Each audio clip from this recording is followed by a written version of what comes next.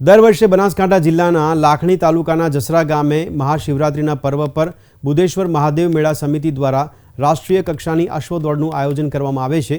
અશ્વદોડના આયોજનને લઈને આજે મહત્વની બેઠક મળી હતી। આ બેઠકમાં 13મી રાષ્ટ્રીય અશ્વદોડના આયોજન અંગે ચર્ચા કરવામાં આવી હતી। આ વર્ષે યોજાનારી આ અશ્વદોડમાં બ્રીડ શો તથા પાટીદોડ નાય તથા એન્ડ્યુરન્સ મટકી ફોડ બેલેરસ तथा ग्रो लेवो टेपिंग पेकिंग जम्पिंग केमल शो और केमल दौड़ तथा केमल नाच डॉग शो पोलीस अश्वना अवनवा करतबो साथे कुल 40 જેટલી સ્પર્ધાનું આયોજન કરવામાં આવશે।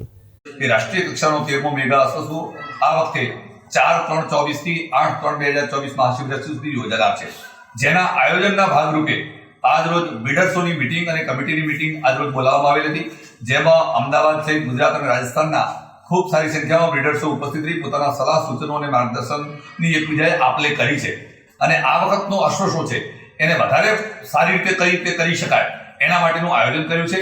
ગુજરાત સરકારનું પ્રવાસન વિભાગ હોય કે પશુપાલન વિભાગ હોય અવારનવાર અમને મદદ કરતું રહ્યું છે। એ જ રીતે આ વખતે પણ અમને અપેક્ષા છે કે એ પણ મદદ કરશે, પરંતુ અલગ અલગ પ્રકારની ઇવેન્ટ્સ મારવાડી અશ્વની બ્રીડ શો હોય, રેવાલ હોય, પાટીદોડ હોય, એન્ડ્યુરન્સ હોય, 40 કિલોમીટર હોય, 60 કિલોમીટર હોય, ભટકી ભીડ હોય, બેરલ રેસ હોય, ટેન્ટ પેકિંગ હોય, જમ્પિંગ હોય, આમ અલગ અલગ પ્રકારની અલગ અલગ ઇવેન્ટ્સ આ 5 દિવસના કાર્યક્રમ દરમિયાન થનાર છે।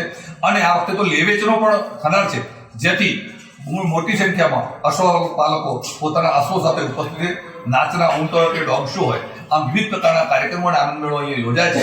એ ભાતીગળ લોકમેળાનો આનંદ લેવા માટે આપ સૌને આમંત્રિત કરવા માટે અને એનું પ્લાનિંગ કરવા માટે આજે બધા જ બિલ્ડરો એક સાથે મળી અને એનું આયોજન કરવામાં આવેલું છે। અશ્વ શો યોજાવાનો છે મહાશિવરાત્રિના દિવસે, તેમાં બનાસકાંઠા જિલ્લા સિવાયના ગુજરાતના અને અન્ય રાજ્યોના અશ્વો અહીંયા પ્રદર્શન એટલે અશ્વ પ્રદર્શન એટલે અશ્વની સારી બ્રીડના કેરેક્ટર્સનો શો અને તેમજ આપણે સ્પોર્ટ્સ ઇવેન્ટ્સ અલગ અલગ ટાઈપની જમ્પિંગ, ડ્રેસાજ અને એન્ડ્યુરન્સ બીજી અનેક ઇવેન્ટો રાખેલ છે।